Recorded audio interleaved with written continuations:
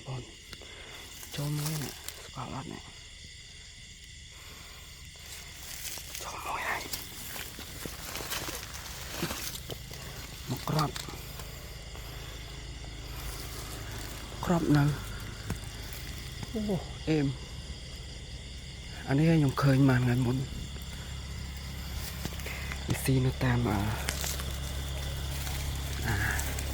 បន្លែចិត្តអស់ទឹកនិយាយថាហូរចិត្តបងប្អូនហ្នឹងហើយអានេះខ្ញុំជិះម៉ូតូមកទៅគឺវត្តភ្លើង7ទៅឃើញវាដេកខាងក្នុងដើមហ្នឹងហើយខ្ញុំបាញ់ធ្លាក់មួយហ្នឹងបងប្អូនឃើញបកាច់កន្លែងភ្លើង7ខ្ញុំហ្នឹងខ្ញុំចូលហ្នឹងហើយហ្នឹងគឺ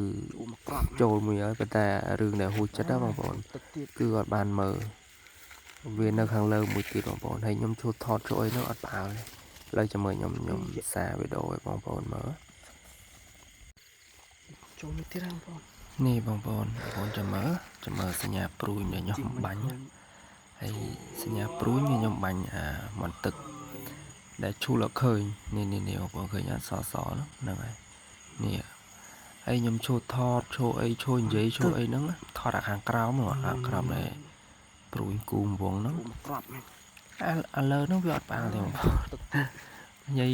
លលោកផ្អើលឡើងប្រហែល 3-4 នៅក្នុងដើមហ្នឹងហើយខ្ញុំមិនបានចាប់អារម្មណ៍មើលថាមន្តទឹកទេដល់តែពេលខ្ញុំរៀបដោះខោបងប្អូនរៀបដោះអាវដោះអីចោះយកវាយកអាមួយខ្ញុំបាញ់ធ្លាក់ស្រាប់តែវត្ត7មកឃើញបដ ாய் ឃើញអាមួយទៀតបងប្អូនខ្ញុំធំឲ្យអត់បានមើលទេនេះ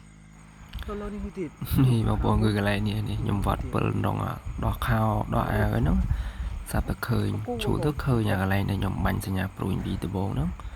មានណាដាក់មកក្របទៀតផ្លោកធ្លាក់នៅវាហាលធ្លាក់នៅត្រៃម្ខាងហើយមានណាចោះយោនឲ្យទឹកឡើងត្រឹមកហើយរៀងតិចផងហ្នឹងហើយបងប្អូនជាមួយខ្ញុំថតឲ្យបងប្អូនមើលគូស្ដាយបងប្អូនអត់បាន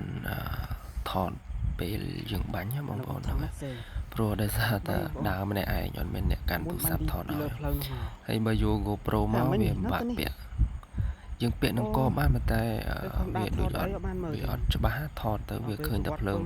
7វាអត់ឃើញជះដូចយើងថតទូរស័ព្ទអញ្ចឹងថតទៅបងប្អូនបាក់មើលឃើញតែភ្លើង7តែមកភ្លុងអញ្ចឹងណាហើយបើបានថតពេលបាញ់ពេលអេមកនិយាយទៅមកក្របធ្លាក់ហើយអាតនេះនិយាយថាផ្អើលអស់ព្រលឹងដើរមកទៅវត្តភ្លើងឆ្វាច់ទៅឃើញស្ទង់ស្មានអាស័យពិតការងគេដាក់តរយស្រែបងប្អូនហ្នឹងហើយអានេះចុងក្រោយហើយក្បាលទី4ហើយបងប្អូនហ្នឹងហើយមកហ្នឹង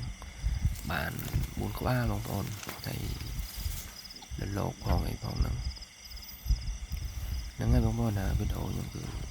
មានប៉ុណ្្នឹងហើយបងប្អូនកុំភ្លេចតាមដាននៅក្រោយទៀតបងប្អូន